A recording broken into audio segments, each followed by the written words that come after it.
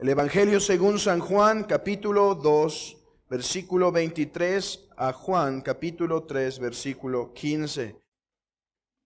Hermanos, es una porción muy larga. Creo que es la primera vez que vamos a intentar predicar una porción tan larga. Y alguien se podrá estar preguntando, ¿por qué? ¿Por qué predicar una porción tan larga donde hay tanta doctrina? Es necesario. Hermanos, en estos capítulos, algunos hermanos en la antigüedad han hecho libros completos de esta sola sección de la Biblia. Así que, ¿cómo es que te atreves, Héctor, a intentar predicar toda esta porción en un solo sermón? Hermanos, debido a que hay tanta doctrina en este texto, es muy difícil saber dónde cortar. Además, habiendo indagado en el texto, habiendo meditado en el texto, hermanos, cada vez que intentaba hacer un corte para decir, ok, esta vez veremos esto y la próxima ocasión seguiremos con esto, sentía que hacía violencia al texto. ¿Por qué? Porque Juan 2, versículo 23, hasta Juan 3, versículo 15, es todo una narración. Es toda una narración, hermanos. Así que cuando intentábamos dividir, se manifestaba, hermanos, se veía que se hacía violencia al flujo del pensamiento del texto. Por lo tanto, he decidido predicar toda esta porción en un solo sermón. Y en las siguientes ocasiones haremos lo que se llama un excursus. Permítanme explicar esto. Un excursus es una digresión, pero permítanme continuar explicando esto. Cuando alguien está dando un tema y de repente toca un asunto importante, en vez de desviarse y dar este tema del asunto importante que tocó, lo que hace es que continúa con su pensamiento y al final regresa a esos puntos y los expone. A ver, yo sé que las mamás podrán identificar que es un excursus así, rápido. Imagínense que sus dos niños hicieron travesuras en la casa. Hicieron travesuras. Yo sé, hermanos, que esto no les es extraño. Entonces vienen los dos niños y los descubren en la travesura y agarran al primero. Y el otro se fue a esconder. Entonces agarran al primero y dicen, a ver, ven, ¿por qué hiciste esto? ¿Esta será tu disciplina? ¿Qué pasó? ¿Por qué te portaste mal? Pero de repente viene el otro niño y entra. Y la mamá voltea y dice, ¿y tú? Dice, no, ahorita regreso contigo. Y continúa regañando a este para no desviarse de su pensamiento. Ese es un excursus. Es mantener el flujo de pensamiento y después regresar a los temas que se tocaron brevemente, pero de mucha importancia. ¿Qué quiero decir? Hoy predicaremos todos estos versículos, pero en las próximas ocasiones, debido a que hay mucha doctrina aquí de la doctrina de la regeneración, regresaremos en varias exposiciones. Hablaremos de la necesidad de la regeneración, las características de la regeneración, quién hace la obra de la regeneración, la responsabilidad del hombre y la regeneración, todos esos temas concernientes a esta doctrina importante de la regeneración. Pero para esta vez, hermanos, mi deseo es este. Mi deseo es que puedan ver toda la imagen. Toda la imagen. Hagan de cuenta que hoy les quiero presentar una foto completa. En vez de solo darles la mitad de la foto, quiero darles la imagen completa para que podamos ver este tema como un todo. Como un todo. ¿Cuál es el gran tema de Juan 3? Si lo cortamos, nuestra posición podría cambiar. Por ejemplo, si cortáramos Juan 3, versículo 1 al 10, ¿cuál sería el tema principal de Juan 3? ¿Quién cree? ¿Quién puede opinar? ¿Cuál sería el tema? Algunos dirían la regeneración, ¿sí o no? el nuevo nacimiento. Pero cuando vemos Juan 3, del versículo 1 al versículo 15, nos podemos dar cuenta de algo. El tema principal no es la regeneración. El tema principal es el reino de Dios. El reino de Dios. Noten esto. Vean en qué contexto se habla de la regeneración. Vean el versículo 3. Respondió Jesús y le dijo: de cierto te digo, el que no naciere de nuevo no puede ver el reino de Dios. ¿Por qué es importante nacer de nuevo? Porque si no, no puedes ver el reino de Dios. Vean versículo 5. Respondió Jesús: de cierto te digo que el que no naciere de agua y de espíritu no puede entrar en el reino de Dios. Nuevamente, la regeneración es un tema subordinado a el reino de Dios. Ahora, noten esto. Versículo 13. Nadie subió al cielo sino el que descendió del cielo, el Hijo del Hombre que está en el cielo. Dicen, ¿y dónde está el reino de Dios aquí? Juan, el evangelista, está citando el texto de Daniel 7. ¿De qué trata Daniel 7? Daniel 7 es la inauguración del reino de Dios a través de aquel sujeto que está al lado del anciano de días que desciende para inaugurar el reino. Vean esto. Juan 13 continúa con la narrativa del reino. Ahora, una más. La serpiente en el desierto.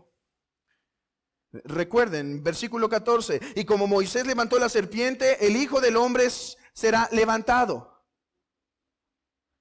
¿Qué trata? ¿Qué es el tema de la serpiente en el desierto? Esta serpiente fue el medio por el cual Dios sanó al pueblo del reino para que pudiera entrar y ser preservado para el reino. Hablaremos más de esto en un momento, pero quiero que vean esto. Si cortamos el texto, perdemos el enfoque. Pensamos la regeneración es el tema principal. No, es el reino de Dios. Así que el reino de Dios es el tema gobernante. Y vamos a dividir esto en dos secciones que intentaremos abordar en esta tarde. El reino de Dios y el nuevo nacimiento. Y después hablaremos del reino de Dios y la serpiente en el desierto. Y veremos cómo el nuevo nacimiento y la serpiente en el desierto están dirigiéndonos hacia un mismo punto. ¿Cuál? El reino de Dios. Aunque las divisiones son útiles, los capítulos, hermanos, a los cuales nosotros nos enfrentamos en nuestra Biblia fue algo que fue añadido tiempo después. Son útiles. Esto nos ayuda a tener un mejor manejo de las escrituras congregacionalmente, familiarmente y aún en privado. Pero en ocasiones lo que hacen es dividir el pensamiento y hacernos pensar que que Juan 2 terminó y que en Juan 3 es otro tema. Pero yo digo esto. Juan 2, versículo 23, es el preámbulo, es el preludio, es el texto que nos prepara para entender Juan 3. ¿Qué dice en Juan 2, 23? Estando en Jerusalén en la fiesta de la Pascua, muchos creyeron en su nombre, viendo las señales que hacía. Este tipo de personas es una tercera categoría en el Evangelio de Juan. ¿Cuáles son las primeras tipos de personas? Juan 1:12 dice que a los que vino no le recibieron. Hay un tipo de judíos en el Evangelio de Juan que no reciben el testimonio de Cristo. Aquellos que les preguntaron cuando él estaba hablando del templo, ¿quién eres tú para venir a hablar de la destrucción del templo? Pero hubo otro tipo de personas, los discípulos de Cristo, aquellos que recibían su testimonio. Por ejemplo, Natanael. Pero había este tercer tipo de hombres. Ellos ni rechazaban a Cristo, ni le aceptaban totalmente. Es de ese tipo de personas que muchas iglesias se encuentran llenas. Y pregunto esta mañana, ¿serás tú de este tercer tipo? No rechazas a Jesús, pero tampoco entregas totalmente tu vida y devoción a Él.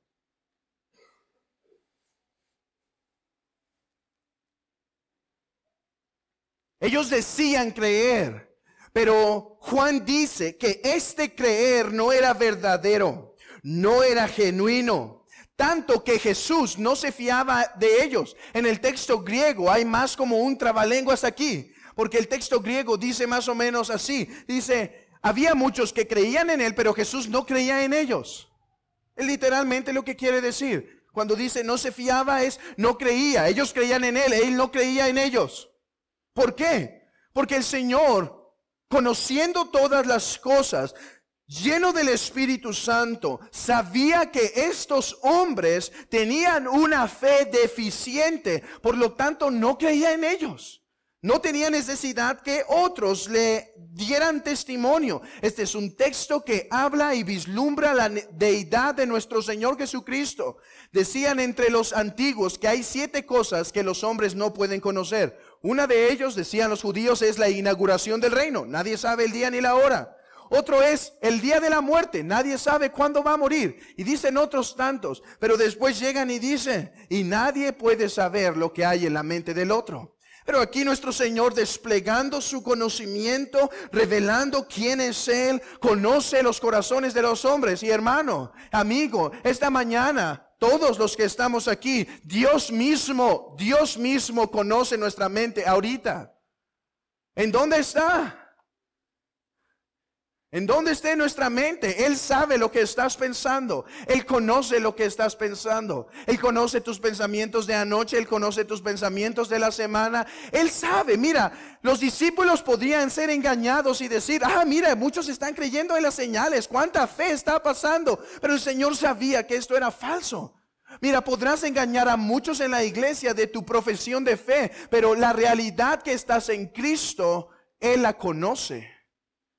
Aunque nadie te pueda ver en tu semana, aunque nadie pueda ver tu comportamiento, aunque nadie pueda ver tus pensamientos, el Señor sabe quién eres y a Él no lo podemos engañar. Y es esto lo que nos está introduciendo a Juan 3. Miren hermanos, la armonía en el versículo 25. Y no tenía necesidad de que nadie le diese testimonio del hombre, pues Él sabía lo que había en el hombre. ¿Pueden ver esto? Muchos hombres creyeron en Él. Y Él no creía en los hombres porque Él sabía lo que había en el hombre. Él no tenía necesidad que le dijesen lo que había en el hombre. Juan 3:1, había un hombre. ¿Pueden ver? Porque si cortamos Juan 2 y Juan 3 como dos textos que hablan de diferentes cosas, perdemos esta armonía. Había un hombre. Y había hombres que Cristo no se confiaba de ellos, en los cuales no se confiaba. De hecho, el texto griego empieza, y había un hombre. Y había un hombre. O puede decirse, ahora había un hombre de los fariseos. Hermanos, Juan hubiera podido comenzar diciendo, había un fariseo llamado Nicodemo. Pero ¿por qué empieza enfatizando, había un hombre? ¿Por qué nos quiere decir esto? Jesús vino a hacer milagros. Sus discípulos creyeron en Él. Los judíos lo rechazaron.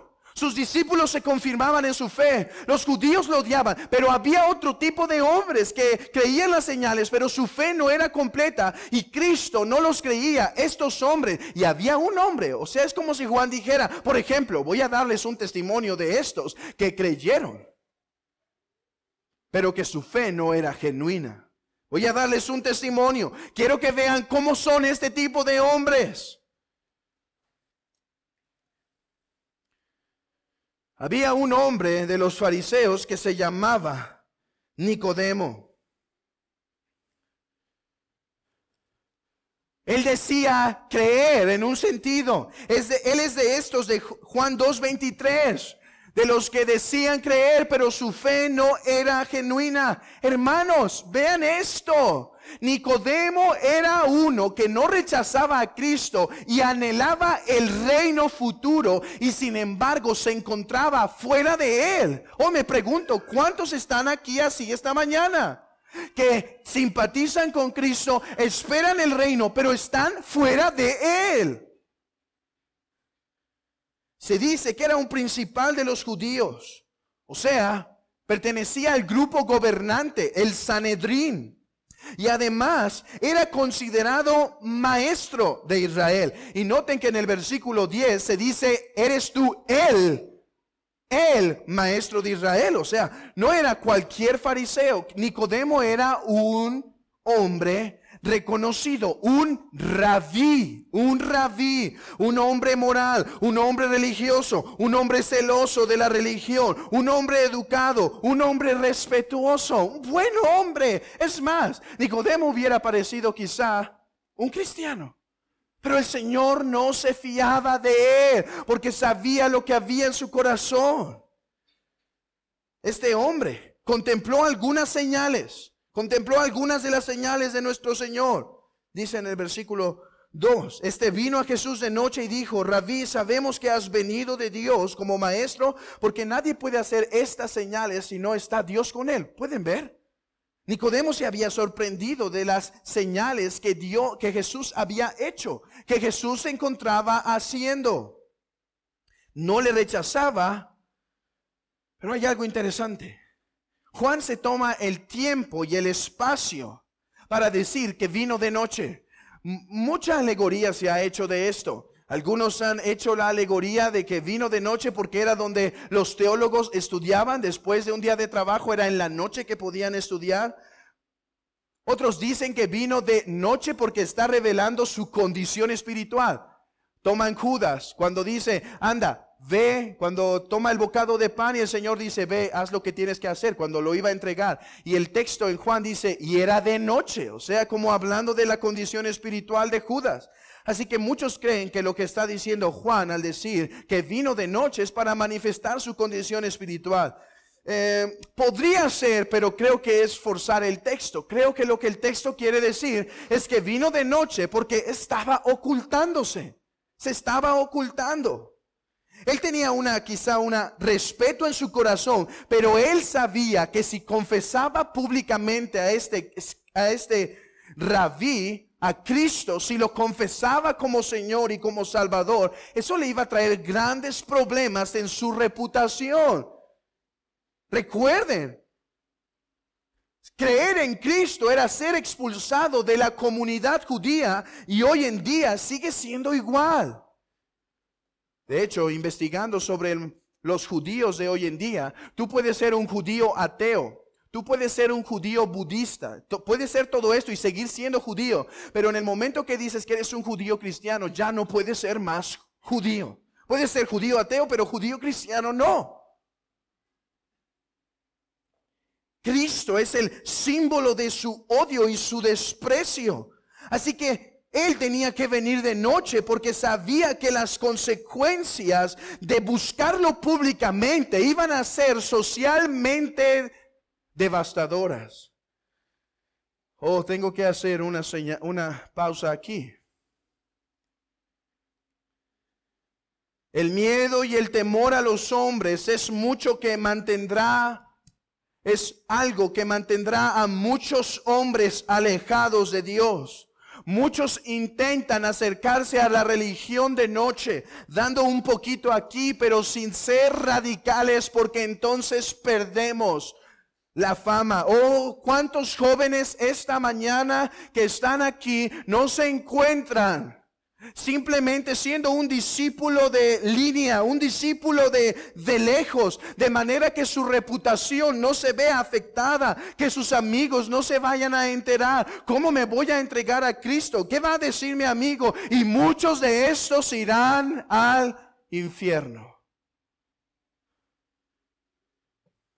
Seguir a Cristo no constituye un pequeño esfuerzo religioso aquí, un pequeño esfuerzo religioso acá. Constituye la entera devoción del hombre.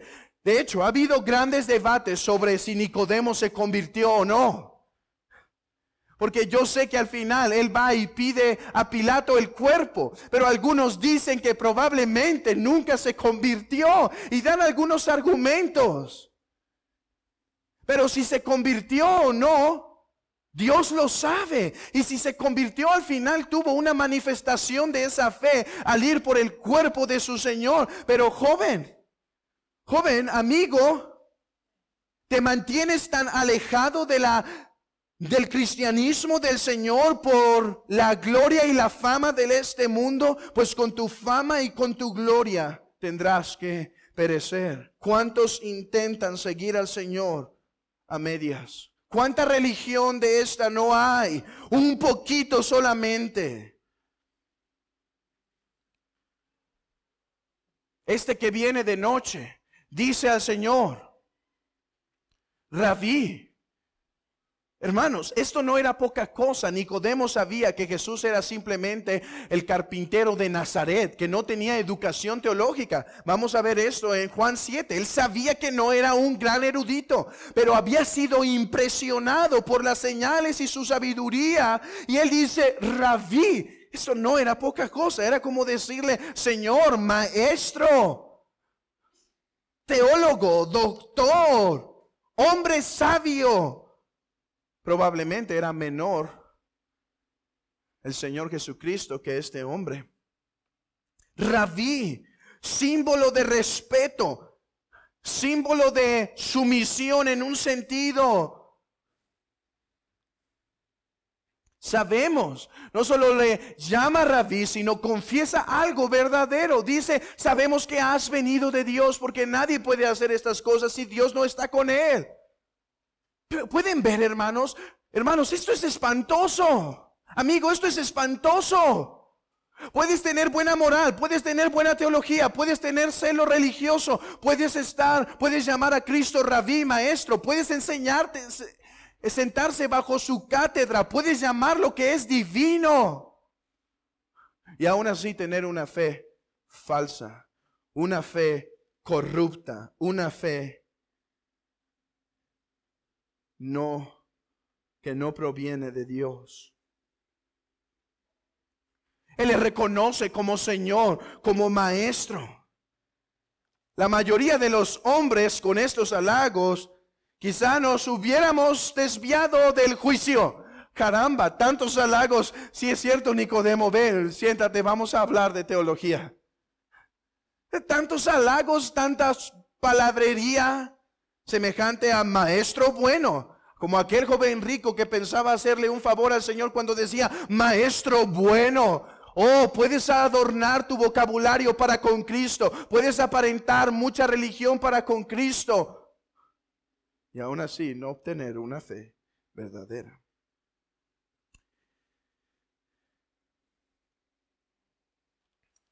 Sabemos que vienes de Dios.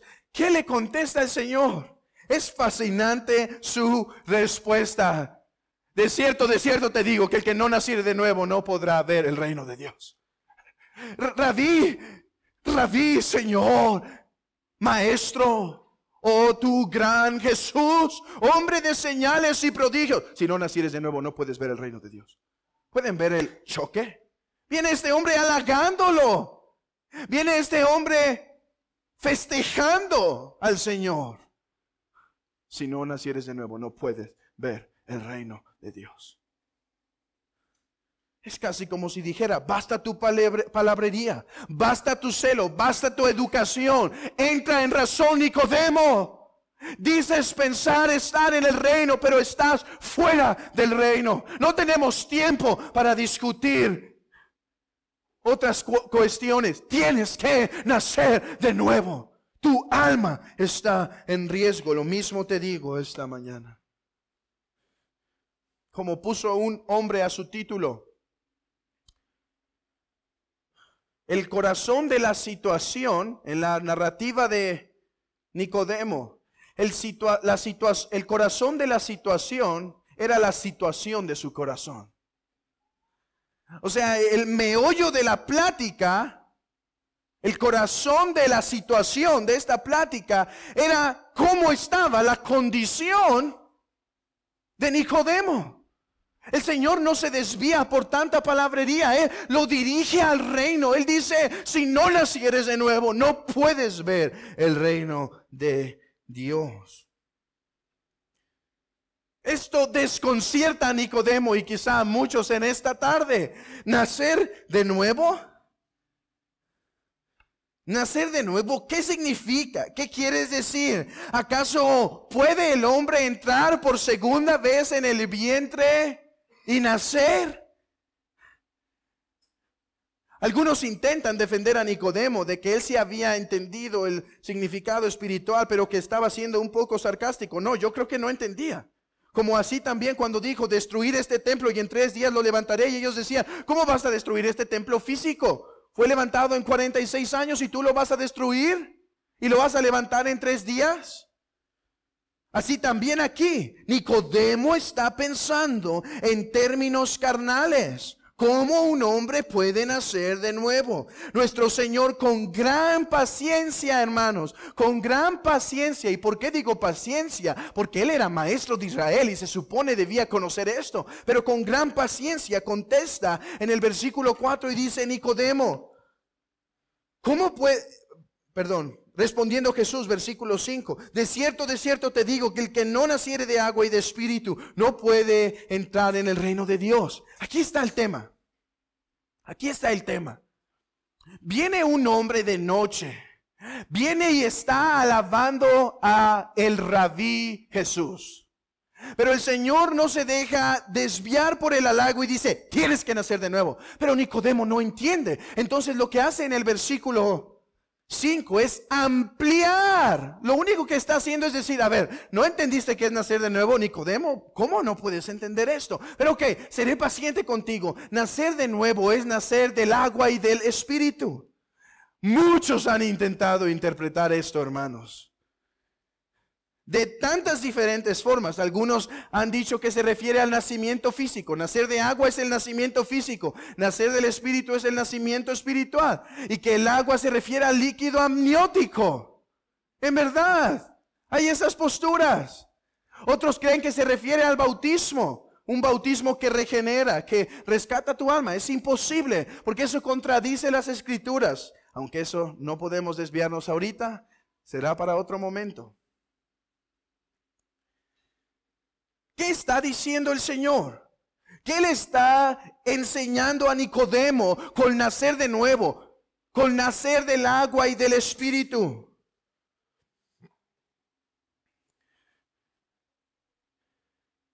¿Cómo lo interpretamos, hermanos? ¿Saben cuál es la clave para interpretar estas palabras? Está en el versículo 10 la clave. Respondió Jesús y le dijo, ¿eres tú maestro de Israel y no sabes esto? Ahí está la clave. ¿Dónde? El Señor esperaba que este erudito del Antiguo Testamento, si en verdad era un erudito del Antiguo Testamento, ya entendiera esto. Esto quiere decir que nacer de nuevo, nacer del agua y del espíritu, nacer de arriba, es algo que ya se había mencionado en el Antiguo Testamento. El Señor está sorprendido con Nicodemo porque no sabe qué es nacer del agua y del espíritu. No vuelve a entender. Entonces, nuestra responsabilidad para comprender qué es el nuevo nacimiento es ir al Antiguo Testamento. Y de todos los pasajes que podemos citar, solo podremos en esta ocasión citar 2. Acompáñenme a Ezequiel 36. Abran sus Biblias en Ezequiel 36. Pongan un papel ahí o algo y vuelvan a prestarme su atención. En ocasiones, hermanos, vamos a Ezequiel 36 y citamos solo un versículo como una prueba de nuestra doctrina. Y está bien, eso es sabio, eso es sano. Pero cuando hacemos eso, el problema es que como solo leemos 1 o 2 versículos, no entendemos en realidad todo el tema de Ezequiel 36. ¿Qué está pasando en Ezequiel 36? Antes de leer el texto, su atención aquí. ¿Qué está pasando en Ezequiel 36? El Señor está usando una imagen que era muy conocida para el pueblo de Israel cuando estaban en el tabernáculo y en el templo. ¿Qué imagen? Dice, y esparciré agua. Esto ya se había hablado en el Antiguo Testamento. ¿Cuándo? Recuerden, hermanos, en el campamento el tabernáculo estaba en medio. ¿Recuerdan? El tabernáculo que el Señor mandó hacer. Y alrededor de ello estaban todas las tiendas. ¿Se acuerdan? Todas las tiendas de de Israel, todas las casas de Israel. Cuando uno salía de los límites de estos campamentos, ¿qué le pasaba? Se llamaba inmundo. Se había separado de la tierra santa. Se había ido y ahora se encontraba inmundo. Cuando un hombre quería regresar nuevamente al campamento, ¿qué tenía que hacer? Un ritual de purificación. ¿Cómo? El sacerdote debía esparcir agua limpia. Ok, Ezequiel 36. ¿Qué está viendo Ezequiel? Un pueblo que ha sido llevado a Babilonia. Es lo que está viendo. Un pueblo que está siendo llevado hacia Babilonia. O sea, está siendo quitado de la tierra santa. Por lo tanto, el pueblo de Israel es inmundo. Y Dios le está diciendo al pueblo: yo te voy a regresar y yo voy a habitar en esta tierra y yo esparciré agua sobre ti. Yo te voy a limpiar para que entres a mi reino. ¿Pueden ver? ¿Qué es la tierra del Señor en el Antiguo Testamento? Es su reino. ¿Qué es necesario para un reino? Un pueblo, una tierra y Dios. Un reino, un pueblo y Dios.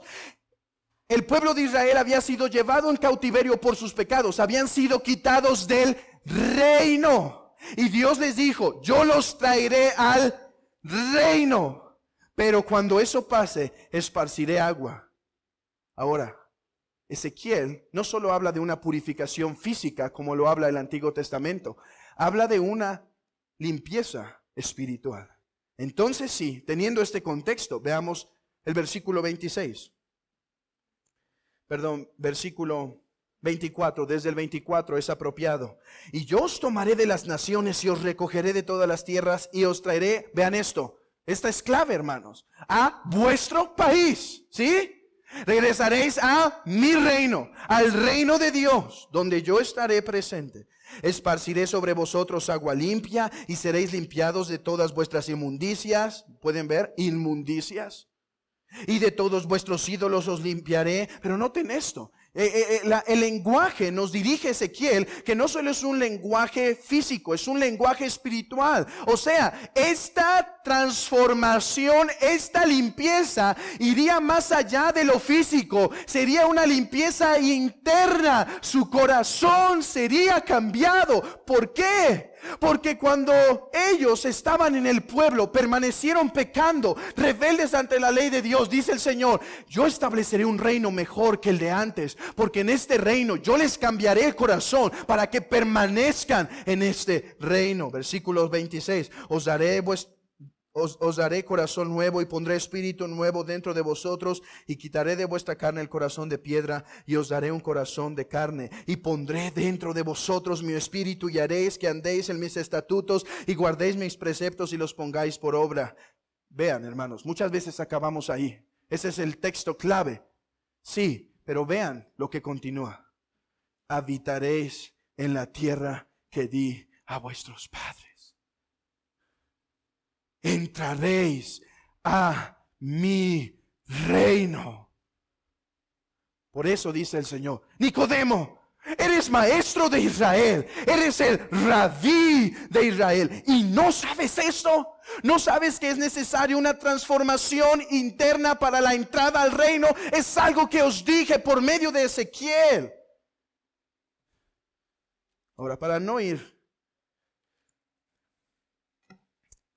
tan lejos, medita en Ezequiel 37. Ese es el otro texto. ¿Qué hay en Ezequiel 37? Esa visión, hermanos, que todos tenemos en mente.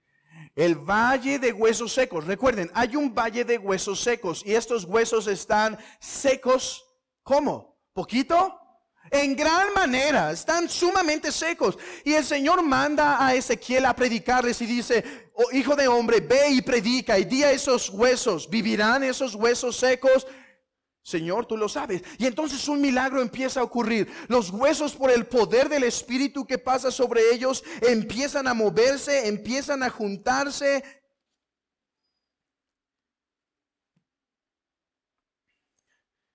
Y empiezan a tener músculos, a tener tendones, y el Espíritu les da vida. Versículo 14, y pondré mi espíritu en vosotros y viviréis y os haré reposar. Noten esto es clave para entender Juan 3. Os haré reposar, ¿dónde? En vuestra tierra. Y sabréis que yo, Jehová, hablé y lo hice, dice Jehová. Hay un reino. Israel, tú estás siendo llevado en cautiverio. Estás siendo quitado de la tierra, hermanos. ¿Se han puesto a pensar qué significa este gran carruaje de Ezequiel 36? Perdón, de todo Ezequiel. ¿Recuerdan que hay un gran carruaje en Ezequiel? ¿Recuerdan que hay querubines moviéndose y llevando una plataforma? ¿Saben qué es eso? Lo que estaban llevando era el arca, donde la presencia del Señor moraba. Y lo que estaba simbolizándose es que al ser llevados en cautiverio, el arca del pacto se iría. Hermanos, ¿qué es el arca del pacto? Es el símbolo de la presencia de Dios. Estaba diciendo, esta tierra será pisoteada y masacrada porque la gloria de Jehová se ha ido. Les está diciendo, y ustedes serán llevados en cautiverio, pero habrá un día que los regresaré, donde yo habitaré con ustedes. Todo eso es el simbolismo de Ezequiel 40 en adelante. El templo es, yo estaré con ustedes y os traeré y os limpiaré. Pero en esta vez que los voy a rescatar será algo mejor que lo de Egipto. Será algo mejor que Egipto. No solo los sacaré, les pondré un corazón nuevo. Les pondré un corazón nuevo. Por lo tanto, Juan 3. ¿Qué es nacer de nuevo? Es experimentar la obra soberana del Espíritu, en donde nuestros corazones son transformados, en donde el corazón endurecido a los mandamientos de Dios es cambiado, en donde el corazón de incredulidad es cambiado, en donde el corazón de rebeldía es cambiado, en donde el corazón de afectos a las cosas pecaminosas de este mundo es cambiado. Hermanos, todos los que estamos aquí, todo pecador en este mundo peca porque le gusta pecar. Nadie peca porque no le gusta, no, todos. Pero dice Ezequiel y dice Juan 3 que la regeneración, para entrar a este reino, era necesario nacer de nuevo. O sea, era necesario nacer de agua y del Espíritu. O sea, era necesario una transformación por medio de la obra del Espíritu de Dios para darnos nuevos afectos, nuevas pasiones, para darnos la capacidad de creer. Hermanos, somos regenerados para poder creer. La fe es un don de Dios. Entonces, ¿saben? Esto quiebra la mente de Nicodemo. Vean esto.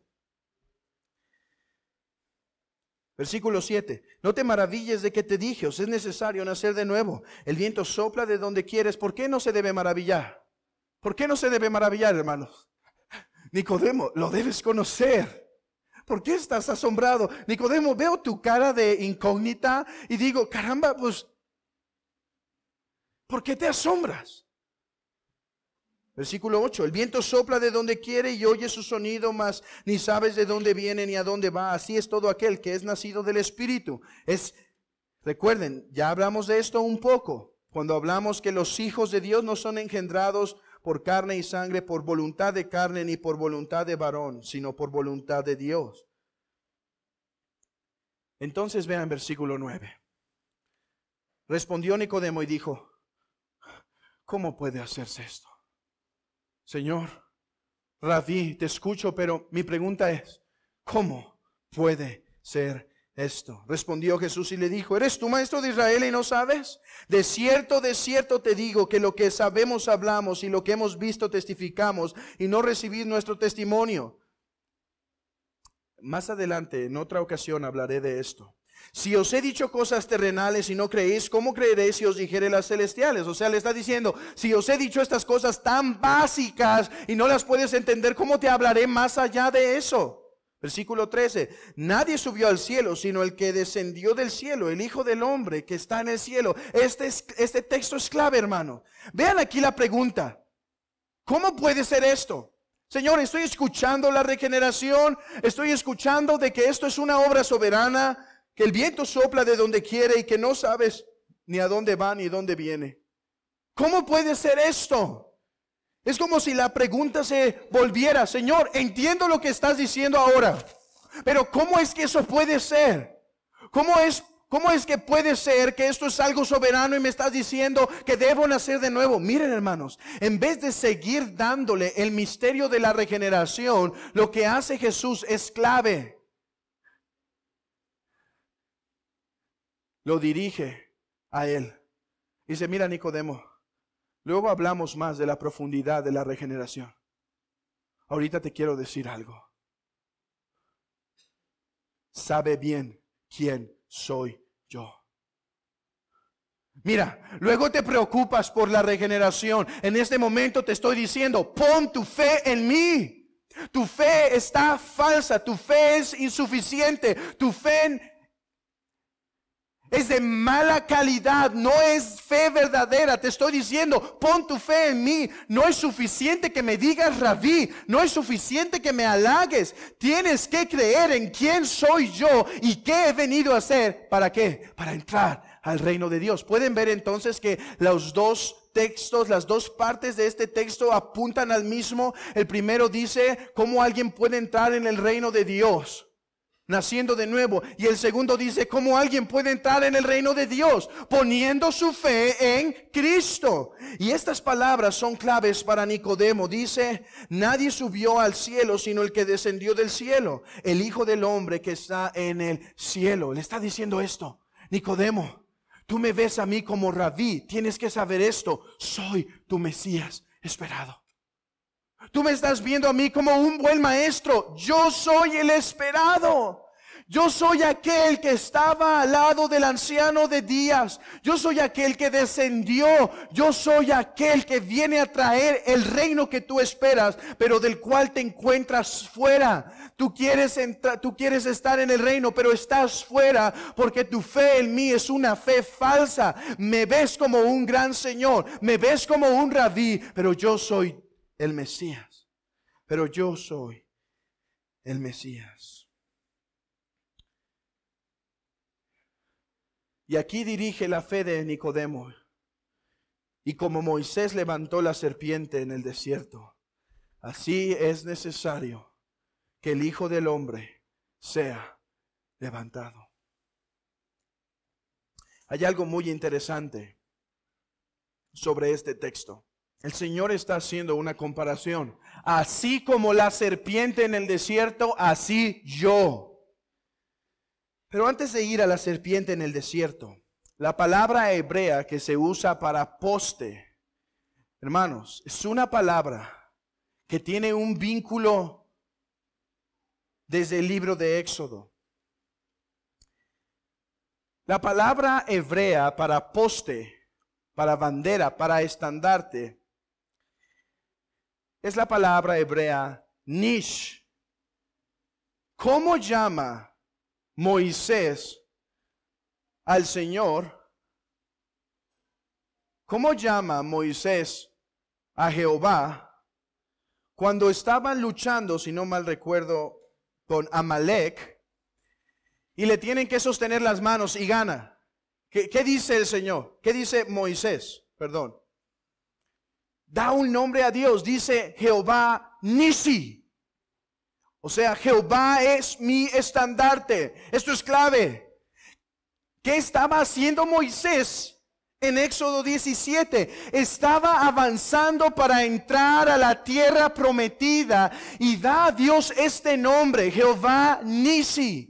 Jehová Nisi, Jehová es mi estandarte. O sea, es Jehová en quien pongo mi fe y mi esperanza para entrar a Canaán. Hermanos, esto es clave para entender el vínculo entre el reino de Dios y el nuevo nacimiento, y el reino de Dios y la serpiente en el desierto. Dice Jehová Nisi. O sea, Jehová es en quien fijo mis ojos. Él es aquel estandarte en quien pongo mi esperanza. Él es aquel ser en que pongo mi confianza, y aquel que me introducirá a la tierra prometida. Hermanos, ¿qué es la tierra prometida? El reino de Dios. Eso es Canaán, el reino de Dios. Después tenemos el evento en Números. ¿Qué pasa en Números, hermanos? El pueblo está pecando contra el Señor. El Señor les manda un juicio. ¿Qué es este juicio? Serpientes ardientes. Serpientes que muerden al pueblo y al instante caen. Mueren. Hay un problema en el reino de Dios. Este reino de Dios, el pueblo de Israel, está pecando y está muriendo. Y entonces el pueblo dice a Moisés: Moisés, clama a Dios y pide que nos perdone. Entonces Jehová dice a Moisés: hazte un nisi, hazte un poste y haz una imagen de las serpientes que los muerden. Y cada vez que sean mordidos, que volteen a verla, y al momento serán sanados. Jehová Nisi, Jehová es mi Salvador, Jehová es mi estandarte. Así como fue Jehová quien me hizo entrar, así como fue mi confianza en Jehová para entrar al reino de Dios, así es mi confianza en Jehová para permanecer en el reino de Dios a la luz de las mordidas de la serpiente. Pero el tema de Nisi, de estandarte, no termina en Números.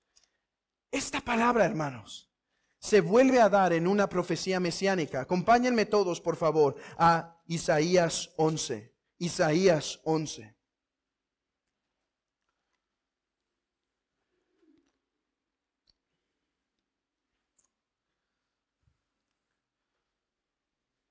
Acontecerá en aquel tiempo, Isaías 11:10, 11:10.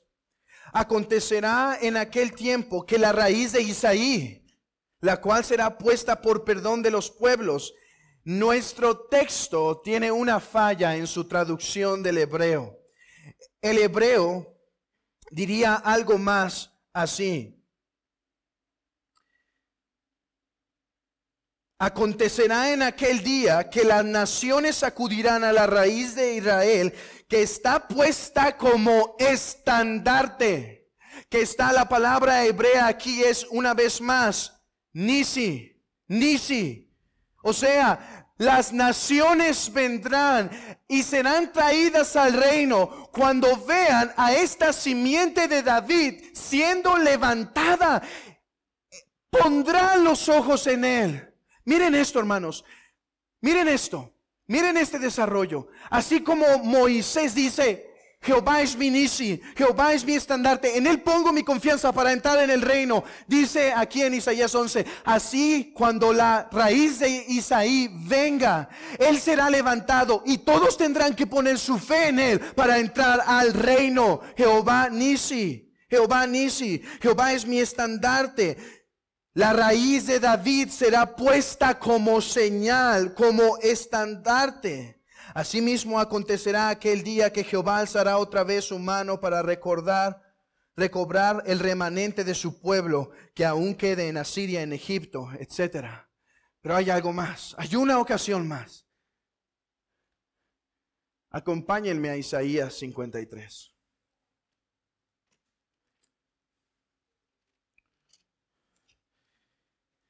Y digo Isaías 53 por algo clave. ¿Qué tenemos en Isaías 53? El siervo sufriente. ¿Se acuerdan? No vean Isaías 53.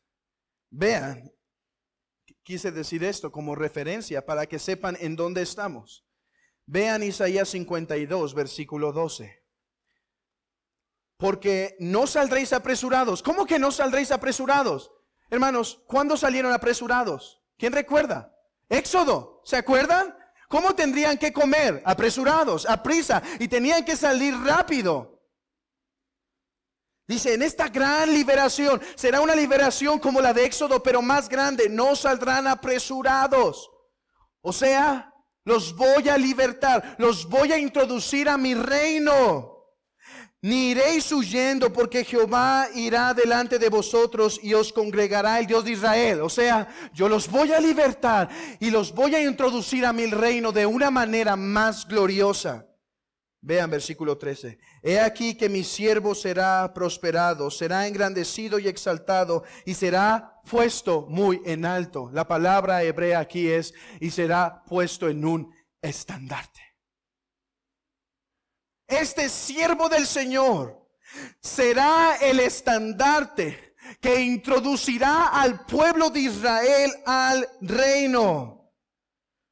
Como se asombraron de ti muchos, de tal manera que fue desfigurado de los hombres su parecer y su hermosura, hasta que los hijos de los hombres, así asombrará él a muchas naciones. Los reyes se cerrarán ante él la boca, porque verán lo que nunca les fue contado y entenderán lo que jamás habían oído. Ok, todo esto para poder ver esto. Así como Moisés levantó la serpiente, levantó el estandarte como aquel objeto que debían ver poniendo su fe para permanecer en el reino, así como fue el estandarte que Moisés puso como símbolo de que Jehová es donde pone su confianza, así como se profetiza de Isaías, del siervo del Señor que sería puesto en estandarte. ¿Sabe esto, Nicodemo? Yo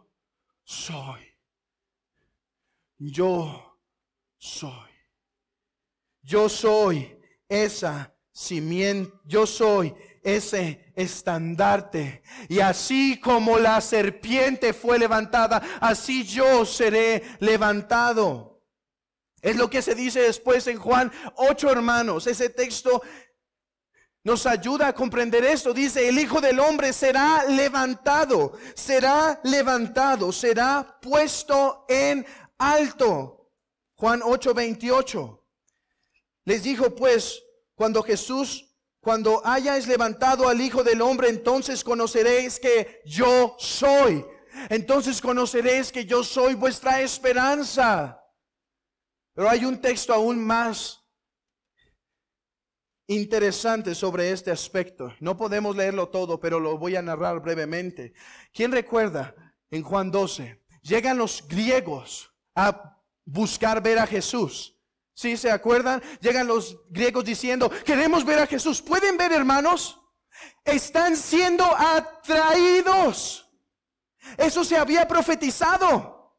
Todos serían atraídos por medio de Él. Él sería el estandarte que iría adelante, en el cual tendríamos que poner nuestros ojos para no desviarnos, sino que pondríamos en Él nuestros ojos para entrar en esta tierra. Y dice, vienen los griegos, me están buscando. Estoy atrayendo las naciones a mí. ¿Qué les contesta a estos hombres que querían verlo? Su pregunta, hermanos, es más que cortante. Algunos se hubieran ofendido y jamás se hubieran acercado otra vez. ¿Qué le contesta? Jesús respondió diciendo, ha llegado la hora para que el Hijo del Hombre sea glorificado. ¿Y qué habla después?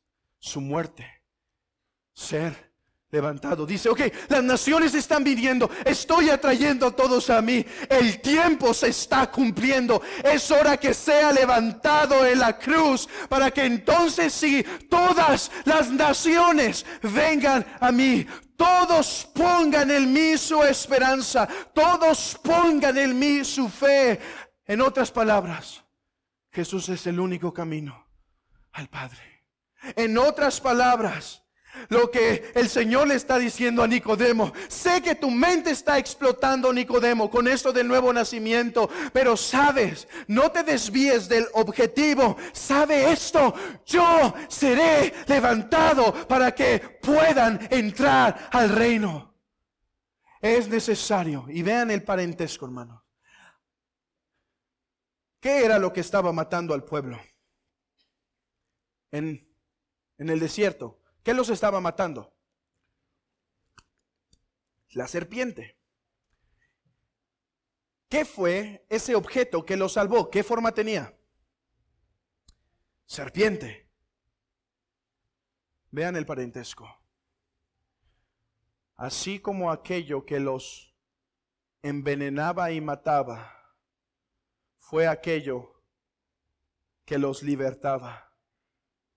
Al que no conoció pecado, por nosotros lo hizo pecado. Vean lo que en unas cuantas palabras, vean en lo que una sola imagen está enseñando a Nicodemo. Nicodemo, tienes que entrar en el reino de Dios. Te exhorto, tienes que entrar en el reino de Dios. Tienes que nacer de nuevo para entrar. Tienes que nacer de agua de espíritu. ¿Y cómo es eso? Nicodemo, ¿sabe esto? Soy más que un rabí. Soy el Mesías que viene del cielo. Soy Dios en la carne, pero que seré levantado como la serpiente para hacerme pecado y para ser juzgado, para que vosotros tengáis vida.